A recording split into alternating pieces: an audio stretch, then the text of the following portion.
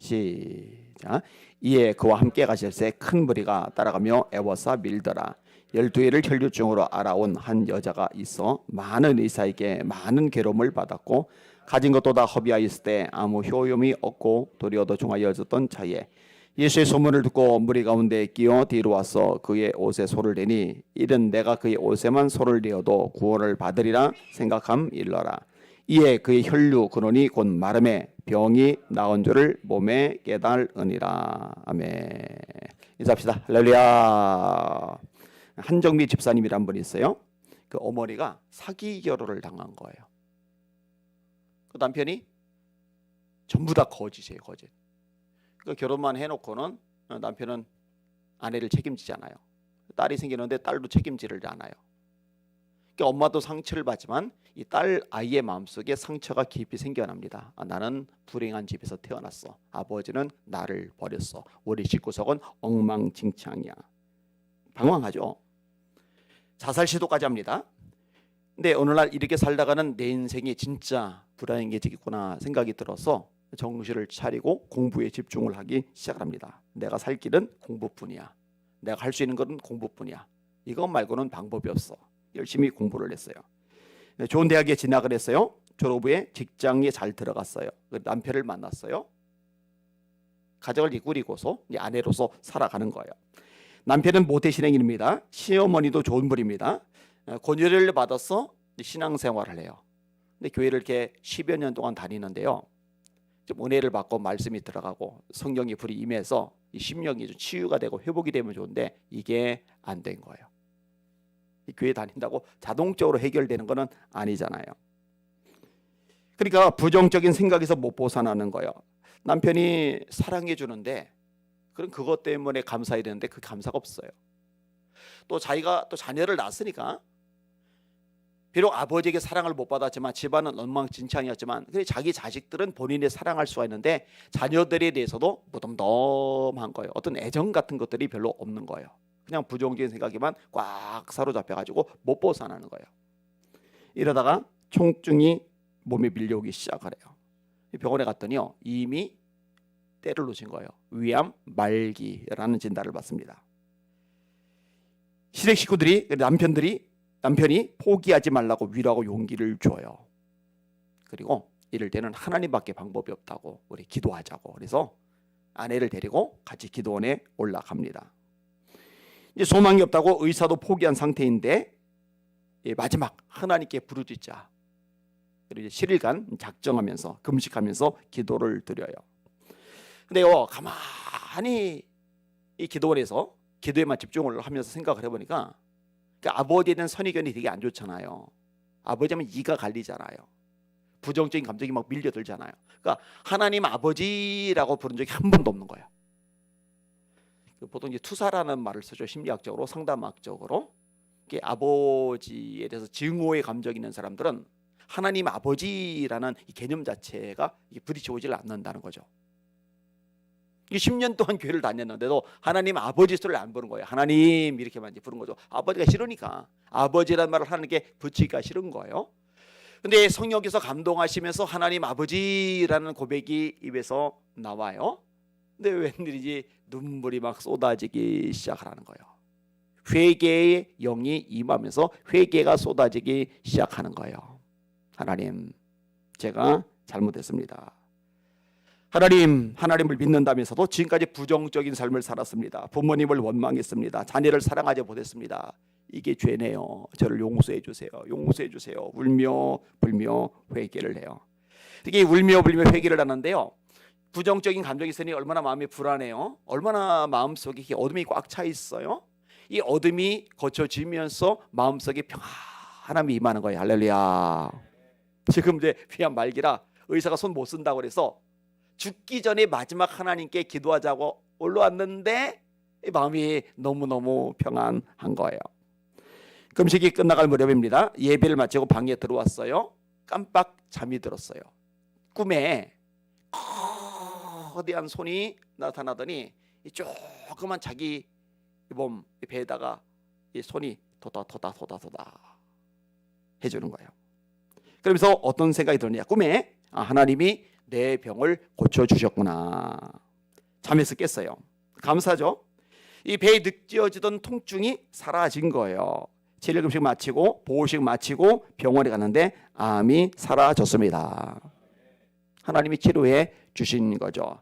한정미 집사님의 간증 내용입니다.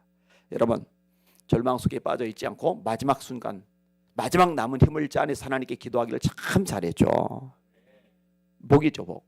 오늘 설교 제목 따라합시다. 마지막 남은 힘을 쥐어짜 저림을 붙들라.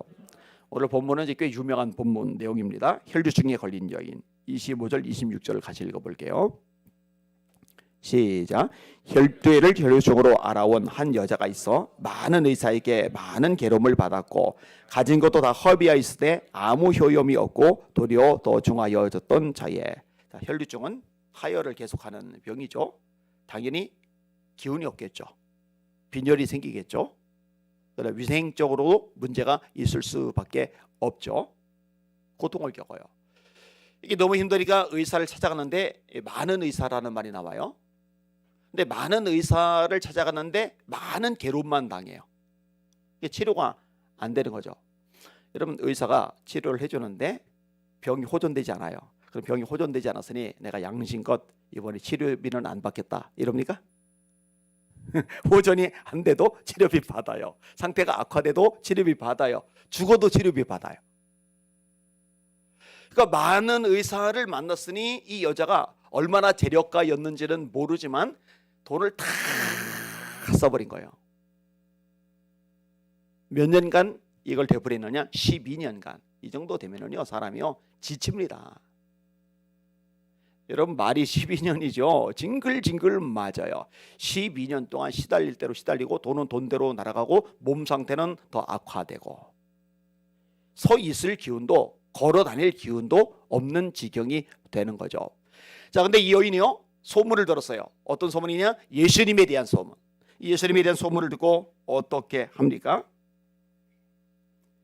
27절에서 일단 34절까지 쭉 한번 같이 읽어볼게요. 시작. 예수의 소문을 듣고 무리 가운데 끼어 뒤로 와서 그의 옷에 손을 대니 이는 내가 그의 옷에만 손을 대어도 구원을 받으리라 생각함일러라. 이에 그의 혈류 근원이 곧 마름에 병이 나은 줄을 몸에 깨달으니라. 예수께서 그 능력이 자기에게서 나간 줄을 곧 스스로 아시고 무리 가운데서 돌이켜 말씀하시되 누가 내 옷에 손을 대었느냐 하시니 제자들이 여짜오되 무리가 애워싸 미는 것을 보시며 누가 내게 손을 대었느냐 물으시나이까되 예수께서 이 일을 행한 여자를 보려고 둘러보시니 여자가 자기에게 이루어진 일을 알고 두려워하여 떨며 와서 그 앞에 엎드려 모든 사실을 여쭈니 예수께서 이르시되 딸아 네 믿음이 너를 구원하였으니 평안히 가라 네 병에서 놓여 건강할지어다. 아멘. 예수님에 대한 소문을 들었는데 예수님에 대한 소문은 이제 크게 두 가지로 나와요. 하나는 말씀에 대한 소문이고 하나는 병고침에 대한 소문입니다. 그래서 말씀도 듣고 병고침도 낫고자 하여 예수께 모여오되 이런 표현이 나오죠. 이 말씀이 참 기가 막혀. 그 가르치시는 것이 권위 있는 자와 같고 저희 서기관들과 바리새인 같이 아니함일러라. 이게 마태복음 7장 마지막 부분에 나오는 구절이거든요. 말씀이 기가 막혀. 그다음에 예수님께 가면은 병자가 일어나 불치병도 고침받아 기적을 경험할 수가 있어. 이 소문을 듣는 거예요. 그래서 이 혈류증으로 앓던 여인이 예수님을 찾아온 거예요. 근데 예수님 주변에 사람이 많잖아요. 이 많은 사람들 사이를 비집고 예수님께로 간다. 이거는 보통 일이 아닙니다. 두 가지 문제가 있는데 첫째로 몸에 기운이 없는데 여러분 전철 탈 때 막 밀려 나오는데 비집고 들어가 봐요. 수많은 인파가 모여 있을 때 이거는 보통 일이 아닙니다. 그 이태원 참사 때 압사당해 죽기도 하잖아요. 이 사람이요 많이 몰리면은요 이게 보통 중압감이 있는 게 아닙니다. 그러니까 건강한 사람도 비집고 들어가서 예수님께 가서 그 옷자락을 잡는다는 게 절대로 만만하지 않은 일인데 지금 온몸이 만신창이잖아요. 기력이 없잖아요. 이 병든 몸 지친 몸으로 예수님께로 간다. 이거 보통 일이 아니란 말이에요. 이에 그와 함께 가실새 큰 무리가 따라가며 애워싸 밀더라. 지금 막 미는 거예요. 미는 거 막. 그다음에 또 하나가 뭐냐면요. 피를 흘리는 이 상태일 때는 이 율법에 의하면은 부정해요. 그때는 사람들과 접촉하지 못하게끔 규정이 되어져 있어요. 여러분 12년 동안 매일 피를 흘리면은요 피 비린내가 날 수밖에 없어요. 그러면은요 이 무리들 앞에 이 여자가 자칫하다가는 진짜 곤욕을 치를 수가 있단 말이에요. 모욕을 당할 수가 있단 말이에요. 그러니까 이 육체적인 한계, 체력적인 한계 이런 문제가 있고 또 하나는 사람들의 반응 이런 문제가 있고 그런데 그럼에도 불구하고 간 거예요. 왠지 알아요? 믿음이 있기 때문에 그렇습니다. 28절에 한 번 더 보세요. 28절 시작. 이는 내가 그의 옷에만 손을 대어도 구원을 받으리라 생각함일러라. 내가 예수님의 옷에만 손 대어도 나 구원받아. 나 치료돼. 이렇게 생각하는 거예요. 이거 믿음이에요. 이게 믿음이라는 증거가 뭐냐? 예수님이 인정하세요. 34절 보세요. 다시 시작. 예수께서 이르시되 따라 네 믿음이 너를 구원하였으니 평안히 가라. 네 병에서 놓여 건강할지니라. 아멘. 네 믿음이 너를 구원하였으니 평안히 가라. 믿음이에요. 믿음. 자, 믿음이 어떻게 드러나는 거예요? 분명히 갈 수가 없어요. 힘이 없어요. 기운이 없어요. 요거도 먹을 수가 있어요. 그런데 이런 난관이고 뭐고 힘들고 뭐고 간에 상관없이 그냥 예수님 향해 나가는 거예요. 믿음이 있기 때문에 비로소 나오는 행동이라는 게 있어요. 자, 예를 들어 볼게요. 예수님이 여리고에 들어가셨어요. 수많은 무리들이 또 따라가요. 바디메오가 앉아서 구걸하다가 귀 속에 들려요. 예수님이죠. 이 소리를 듣는 순간에 소리를 지르죠. 다윗의 자손 예수여 나를 불쌍히 여겨주세요. 그랬더니 예수님 주변에 따라가던 사람들이 어유 저 불쌍한 사람 연결해 줘야지. 일로와 우리 가서 부축해 줄 테니까 가자. 이렇게 나와야 되는데 예수님을 따라가는 사람들이 다리 역할을 하는 게 아니라 담벼락 역할을 하는 거예요. 혼내는 거예요. 꾸짖는 거예요. 많은 사람이 꾸짖어 잠잠하라 하되 한둘이 그런 게 아니에요. 많은 사람이. 여러분 예전에 서울신대 다닐 때 기도하는 사람들이 있어요. 기도탑에서 기도하고 성주산에서 기도하고. 그런데 기도를 하면은요 신학교가 기도에 불이 붙은 사람들만 오는 게 아니라요. 또 교수님들이 성령의 사람들만 있는 게 아니라요. 그 기도하는 사람들 막 격려해주고 지지해주고 그러는 것만은 아니에요. 이거를 긁어내리는 사람들이 있어요. 긁어내리는 교수님들이 있어요. 아이 하나님이 귀 먹었어. 왜 소리 지르고 성경이 부르짖으라는 말씀을 도대체 어디다 팔아먹었는지 모르겠어요. 그러면은요 두 부류가 나와요. 하나는 그러던 말던 성경대로 나는 기도할 거야 부르짖을 거야 하고 계속 기도하는 사람들이 있고요. 또 하나는요 그 눈치 보여서 부르짖는 기도를 포기하는 사람들이 있어요. 이런 교회에서도요 내가 뭔가 좀 열심히 해보려고 마음을 먹는데 태클을 걸어요. 부정적인 말들이 들려요. 공격해요. 비난해요. 불의가 싸해요. 이거요 몇 사람만 이렇게 해도요 금방 짜부러들어요. 기쁨도 없어요. 열정도 없어요. 그냥 에이 안 하고 말지 이러고요. 그거 이런 믿음 없는 겁니다. 이런 믿음은요 삶으로 연결돼요. 행위로 연결이 돼요. 이 바디메오가 수많은 사람 그 많은 사람에게 꾸짖음을 듣는데 어떡하느냐? 더 크게 소리 지르죠. 그가 더욱 크게 소리 질러 이르되 따라합시다. 그가 더욱 크게 소리 질러 이르되 다윗의 자손 예수여 나를 불쌍히 여기소서. 예수님이 뭐라고 하시느냐? 예수께서 이르시되 따라합시다. 가라. 네 믿음이 너를 구원하이느니라. 지금 무엇을 가지고 믿음이라고 그러는 거예요? 많은 사람들이 꾸짖고 찍어 누르는데도 그럼에도 불구하고 예수님 더 크게 부르짖는 이 간절한 삶의 태도를 가리켜서 믿음이라고 그러는 거예요. 자, 하나만 더 예를 들어볼게요. 예수님 인기가 너무 많으세요. 집안에 들어가시는데 예수님 얼굴 본다고 사람들이 꾸역꾸역 들어가더니 진짜 발 디딜 틈이 없을 만큼 다쳤어요. 그리고 못 들어간 사람들은 문 앞에서 웅성웅성 그냥 바글바글 이렇게 모여 있는데 4명이 중풍병자를 메고 왔잖아요. 이거 들어갈 길이 없어요. 걸어서도 못 들어갔는데 이 들 것을 어떻게 들여보냅니까? 알잖아요. 지붕 위로 끌어올려요. 뚜껑을 뜯어내요. 그리고 예수님 머리 위로 달아내려요. 여러분 성경에 용신할 수 없게 되었다. 문 앞이라도 들어설 자리가 없게 되었다. 이렇게 되어 있는데 사람들 머리 위로 내리는 거지 이 들것이 내리는 맨 바닥이 없는 거예요, 공간이. 그런데 일단 지상 과제가 뭐냐? 예수님 앞에까지 이 사람이 가게 하는 게 목적인 거예요. 이때 나오는 표현이 뭐냐면요, 이렇게 말합니다. 예수께서 그들의 믿음을 보시고, 따라합시다. 예수께서 그들의 믿음을 보시고, 이게 이제 믿음이라는 거죠. 그러니까 나 믿어, 나 정말 믿어. 이게 말로만은 의미가 없고요. 믿기 때문에 기운이 없지만 나 끝까지 갈 거야. 포기 안 해. 죽어도 포기 안 해. 끙끙거리며 마지막 힘을 짜내서 가서 기어이 옷을 접는 거예요. 나 예수님 믿어. 예수님만이 내 눈을 고쳐줄 수 있어. 사람들이 전부 다 찍어 누워놓으면 예수님! 더 크게 소리 질러. 우리 예수님 믿어. 이 집 부셨다고 피해보상 요구할지 모르지만, 손해보상 요구할지 모르지만, 그럼에도 불구하고 예수님 고쳐줄 수 있어. 지붕 뜯어. 이게 이제 믿음이란 말이죠. 여러분, 이 믿음이 여러분에게 있기를 주님의 이름으로 축원합니다. 바디메오가 눈을 뜨죠. 중풍병자가 고침을 받죠. 이 혈루증 여인도 믿음의 보상을 받아요. 29절 보세요. 시작. 이에 혈류 근원이 곧 마름에 병이 나은 줄을 몸에 깨달으니라. 여러분, 이 놀라운 기적이 여러분에게도 일어나기를 주님의 이름으로 축원합니다. 의사들이 안 된다는데, 돈을 써도 안 된다는데, 인간적인 수단, 방법, 노력, 발버둥으로 죽었다 해도 안 된다는데 예수님이 역사하시니까 된단 말이에요. 예수님이 믿음을 인정하시니까 된단 말이에요. 여러분의 믿음이 이처럼 예수님이 인정하시는 믿음이 되시기를 주님의 이름으로 축원합니다. 자, 예수님 주변에 사람들이 많았다고 그랬어요. 애워싸 밀더라.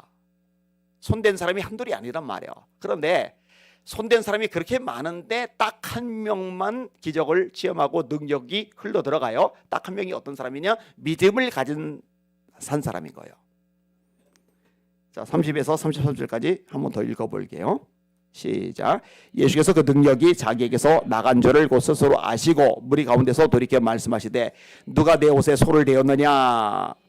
제자들이 여짜오되 무리가 애워싸 미는 것을 보시며 누가 내게 손을 대었느냐 물으시나이까. 손댄 사람이 한둘이 아닙니다. 근데 누가 손댔냐고 물으시면 어쩌라고요? 저렇게 많은 사람이 다 손을 댔는데요.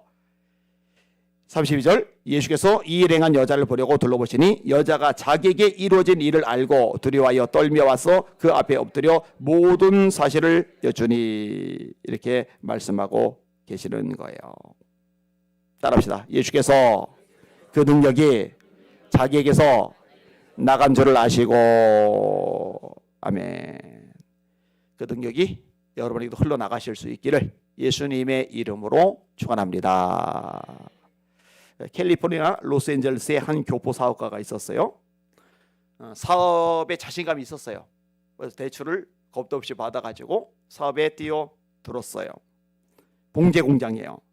옷을 많이 만들어서 멕시코로 수출을 했는데 이게 괜찮았어요.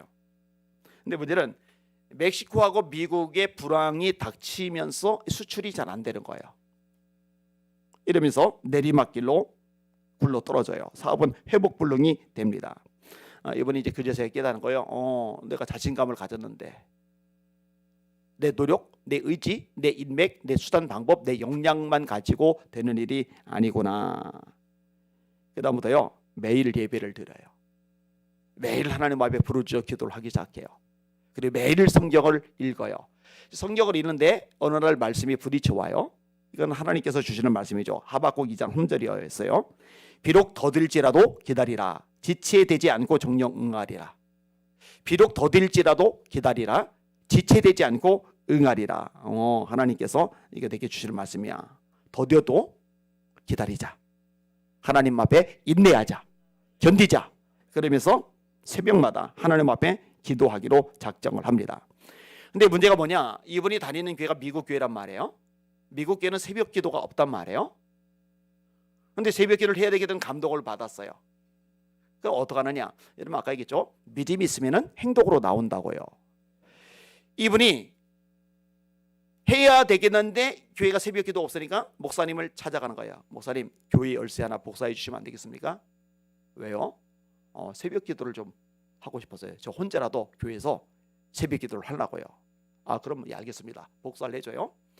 4시경에 일어나서 교회 가서 하나님 앞에 울부짖어 기도를 하고 그리고 회사로 출근해서 일을 해요. 이게 매일매일 이어져요. 하나님이 역사하지 않으면 저는 진짜 망합니다. 도와주세요. 하나님 도와주셔서 사업이 잘 되면은 하나님께 영광 돌리겠습니다.